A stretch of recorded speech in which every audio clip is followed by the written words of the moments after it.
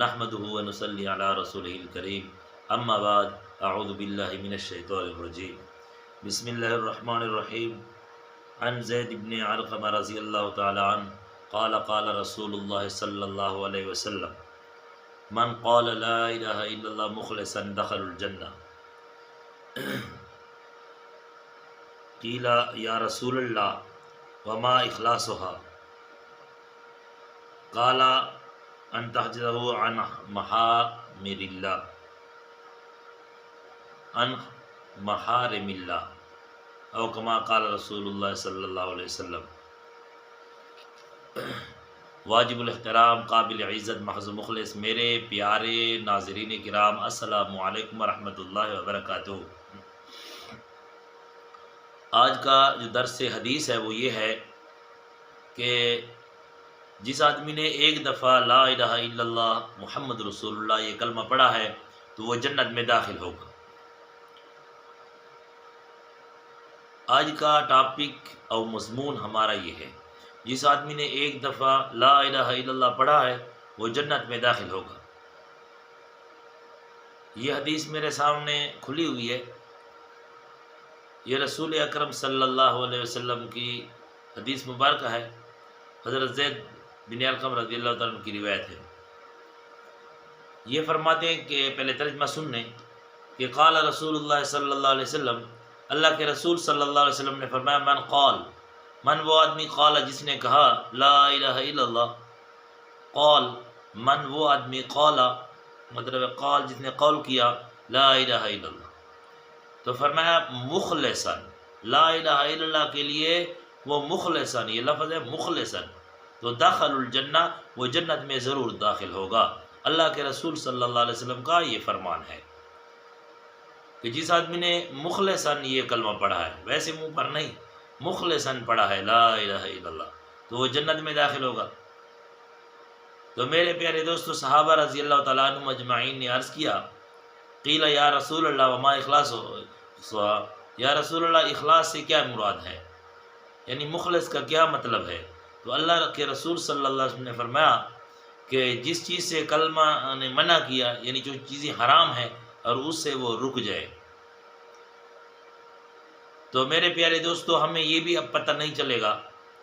کہ قرآن اللہ کے رسول صلی اللہ علیہ وسلم نے فرمایا کہ اخلاص کا مطلب یہ ہے کہ کلمہ جس چیز سے منع کرے اور اس سے منع ہو جائے، کلمے کے جو حرام ہیں ان سے رک جائے۔ تو ہمیں پتہ نہیں لگے کلمے کے حرام کیا ہیں، کلمہ کس چیز سے منع کرتا ہے، ہمیں یہ پتہ نہیں ہے۔ اس لیے ہمیں پتہ نہیں کہ کلمے کا ترجمہ ہمیں نہیں آتا، ہمیں کلمے کا معانی نہیں آتا، ہمیں کلمے کا مقصد نہیں آتا۔ تو میرے پیارے ویورو، یہ بات یاد رکھیں کہ ہمیں کلمے کا معنی نہیں آئے گا، مقصد نہیں آئے گا، تو ہمیں ان چیزوں کا کیسے پتہ چلے گا کہ کلمہ کس چیز سے منع کرتا ہے؟ ہم اگر صرف زبان پر پڑھیں لا الہ الا اللہ محمد رسول اللہ، تو سب سے پہلے ویڈیو پوری دیکھیں تو بات کی سمجھ پھر آئے گی، آپ سیکھیں گے نا۔ تو سب سے پہلے کلمے کے لیے ضروری یہ ہے کہ انسان کلمے کو پڑھے، یہ پہلا مطلب ہے، کلمے کی شرط ہے اور بلکہ فرض ہے کہ کلمہ پڑھے۔ جو آدمی پڑھتا نہیں ہے تو پھر مسلمان بھی نہیں ہے، ایک۔ دوسری بات یہ ضروری ہے، نمبر ایک کیا ہے، کلمے کو پڑھے، یہ ضروری ہے، فرض ہے۔ اگر کلمہ نہیں پڑھے گا تو مسلمان نہیں ہوگا۔ فرض کا یہ مطلب ہے، ضروری کا یہ مطلب ہے کہ پڑھے گا تو مسلمان ہے، نہیں پڑھے گا تو مسلمان نہیں ہے، تو پڑھنا ضروری ہے۔ اسی طرح کلمہ جو پڑھ رہا ہے اس کے تلفظ ٹھیک ہوں، یعنی وہ کلمہ غلط نہ پڑھے، اس کے تلفظ غلط نہ پڑھے، یہ دوسرا فرض ہے اور دوسری شرط ہے۔ اور تیسری یہ ہے کہ اس نے پڑھ بھی لیا اور اس کے تلفظ بھی صحیح کر لیے، کلمے صحیح ہیں یعنی غلط نہیں پڑھتا، تو اب اس کا معنی پڑھے گا۔ ایک آدمی پڑھتا تو ہے لیکن اس کا کلمہ غلط ہے پڑھنا، سمجھے تھوڑی بات کو، یعنی کلمہ تو پڑھتا ہے لیکن اس کے تلفظ ٹھیک نہیں ہے، کلمہ غلط پڑھ رہا ہے۔ جب غلط پڑھ رہا ہے پھر بھی مسلمان نہیں ہے، سیکھنا فرض ہے۔ اب پڑھ بھی رہا ہے، تلفظ بھی ٹھیک ہے، لیکن معنی نہیں آتا، جو منہ پر کہہ رہا ہے اس کو کوئی پتہ نہیں ہے،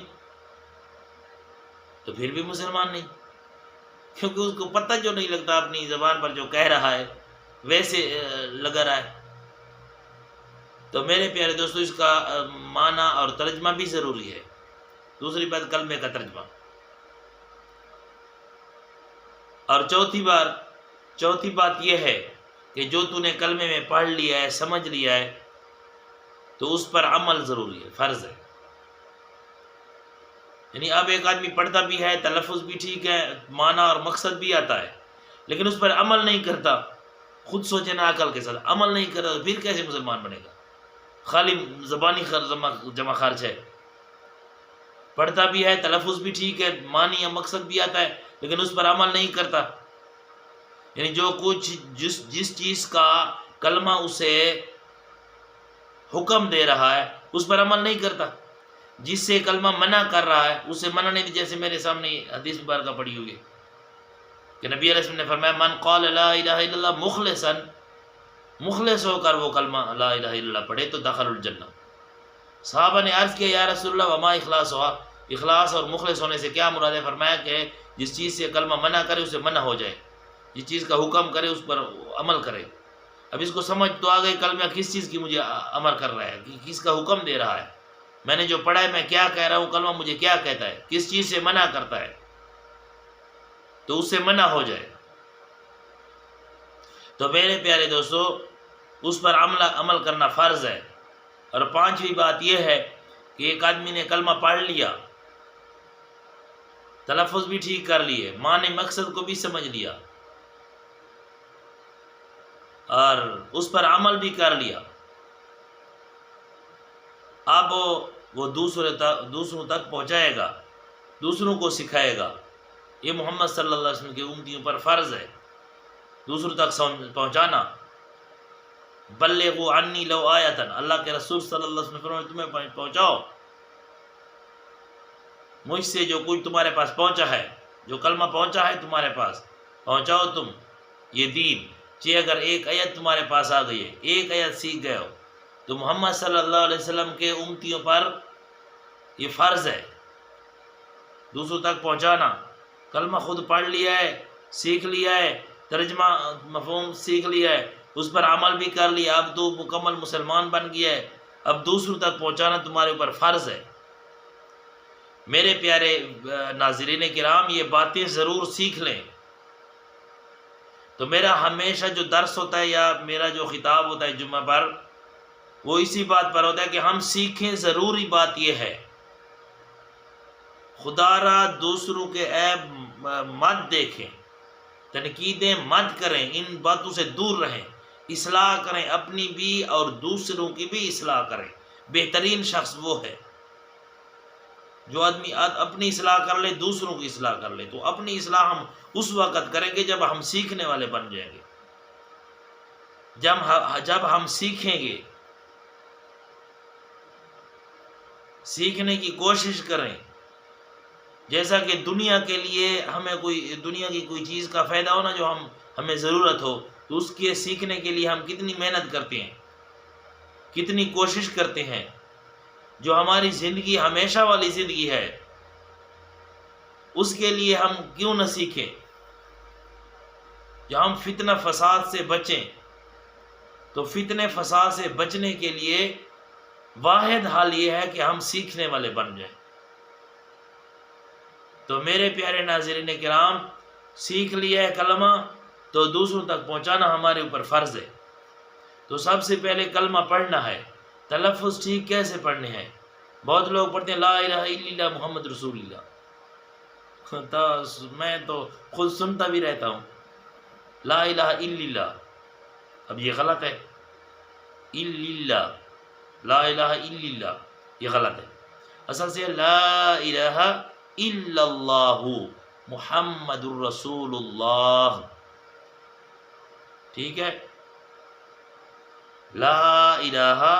الا اللہ محمد الرسول اللہ، یہ ہے تلفظ۔ اور معنی اس کا یہ ہے لا الہ لفظی معنی، لا معنی نہیں، الہ معنی معبود، یعنی معبود عبادت کے لائق، لا الہ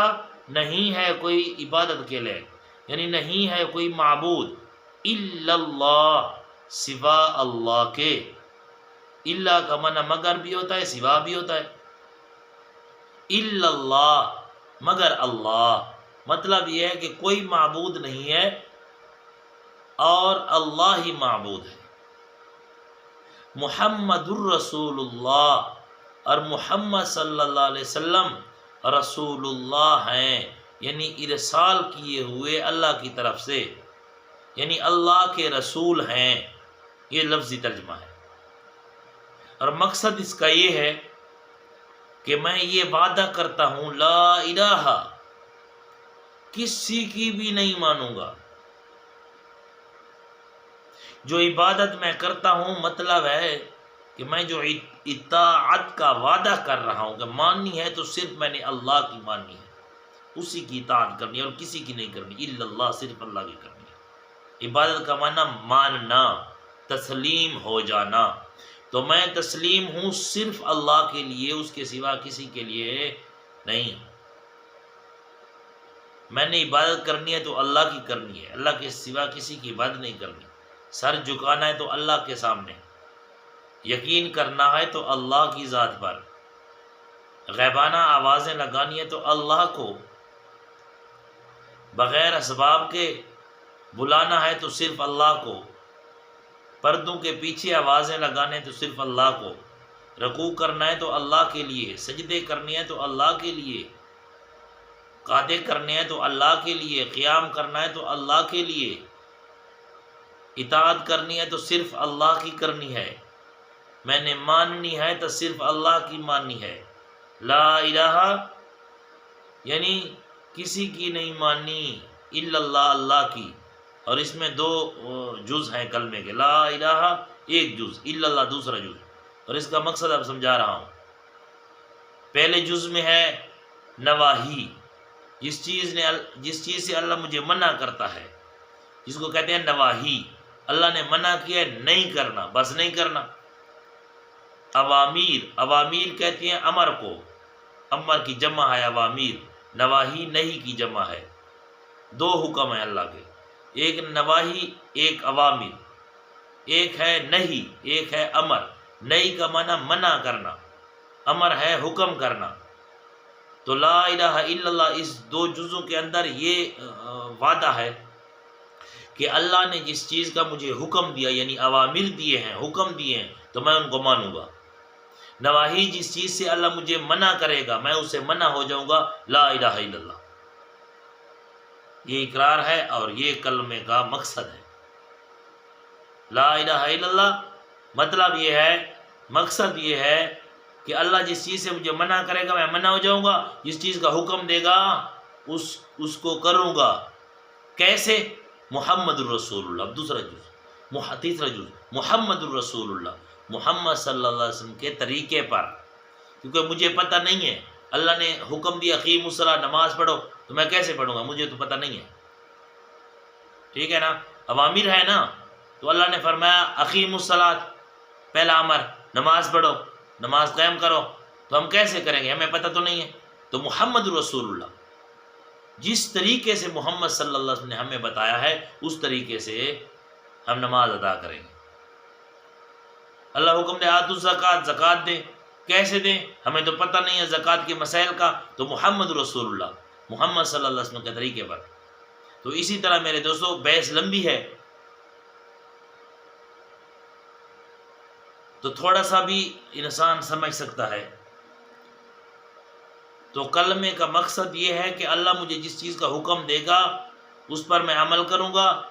اور جس چیز سے مجھے اللہ منع کرے گا اس سے منع ہو جاؤں گا، لیکن وہ اس طریقے سے محمد رسول اللہ، محمد صلی اللہ علیہ وسلم کے طریقے پر اپنی ساری زندگی اسی طرح گزاروں گا، لا الہ الا اللہ محمد رسول اللہ۔ تو اس لیے اللہ کے رسول صلی اللہ علیہ وسلم نے فرمایا من قال لا الہ الا اللہ مخلصا، جس آدمی نے اس کلمے کو اسی طرح سے سیکھا ہے، مخلصا ہوا، پھر اس نے سیکھ لیا، پڑھ لیا، اب اس کے لیے مخلص ہوا، یعنی اللہ نے جس چیز کا حکم دیا اس کو مان لیا، اور محمد صلی اللہ علیہ وسلم کے طریقے پر جس چیز سے اللہ نے منع کیا اسے منع ہو گیا محمد صلی اللہ علیہ وسلم کے طریقے پر، تو دخل الجنہ، یہ ضرور جنت میں داخل ہوگا۔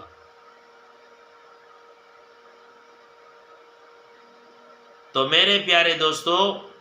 اور بھائیو، یہ سیکھنا ہمارے لیے ضروری ہے۔ تو آج کا جو ہمارا درس کا ٹاپک اور مضمون تھا وہ یہ تھا کہ جس آدمی نے کلمہ پڑھا ہے لیکن اس کے لیے مخلص ہوا تو جنت میں داخل ہوگا، اگر مخلص نہیں ہوا تو اسی طرح کلمہ کس نے پڑھا تھا